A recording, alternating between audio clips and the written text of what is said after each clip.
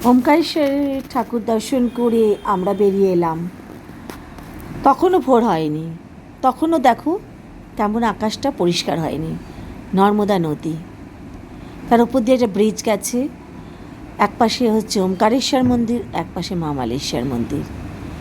এখানে ফুলগুলো অদ্ভুত সুন্দর করে সাজায়, এত সুন্দর করে আবির সাজিয়েছিল, বোঝাই যাচ্ছিল আকাশে বাতাসে হোলি এসে গেছে।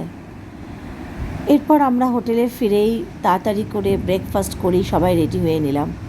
এইরকমই কথা ছিল। আমরা বাসে উঠে পড়লাম, সবাই চললাম উজ্জয়নের পথে। রাস্তায় খাওয়া দাওয়া হবে এরকমই কথা ছিল।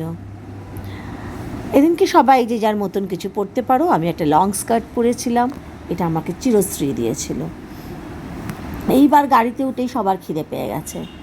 প্রথমে দেবাশিসদা একটা বিস্কিট বার করলো, অনেক পরে শুক্লা তারপরে একটা বিস্কিট বার করলো যেটা নরম হয়ে গেছিলো। আমি তো মজা করে বলেছি এটা ব্রুকের বিস্কিট, মেরি বিস্কিট। সেটাও কিন্তু সবাই শেষ করে ফেললো।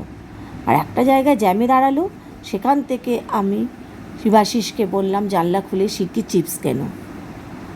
তারপর আমরা উজ্জয়নের রাস্তায় আস্তে আস্তে আমরা একটা ধাবায় দাঁড়ালাম। সেখানে অনেক কিছু খাবার ট্রাই করলাম। পোহা হচ্ছে এখানকার বিখ্যাত উজ্জয়নের। ইন্দোরি পোহা হচ্ছে দারুণ, দুর্ধর্ষ খেতে। আমার তো খুবই পছন্দ হয়েছে, তোমরাও গেলে ট্রাই করো। এরপর আমরা এসে গেলাম hotel Vikramaditya, heritage hotel palace. অসাধারণ। কেউ যদি তোমরা যাও, তোমরাও এই হোটেলটা ট্রাই করো। একদম মন্দিরের পাশে, যেমন রুম তেমন অ্যাম্বিয়েন্স, তেমন সুন্দর করে বানানো, তেমন ভালো খাবার। আমাদের জন্য রিফ্রেশমেন্ট, আমরা প্রায় পৌঁছে গেছিলাম 4টে সাড়ে 4টে হয়ে গেছিলো। সেখানে গিয়েই আমাদের জন্য হাই টির ব্যবস্থা ছিল, সঙ্গে ছিল পাকোড়া, স্যান্ডউইচও। ঝাঁপিয়ে পড়েছি আমরা সবাই।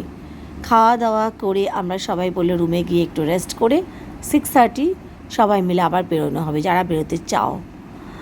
আমাদের একটুখানি দেরি হয়ে গেছিলো। এখানে আমি, মধুদি আর রন্টি একটা রুমে ছিলাম।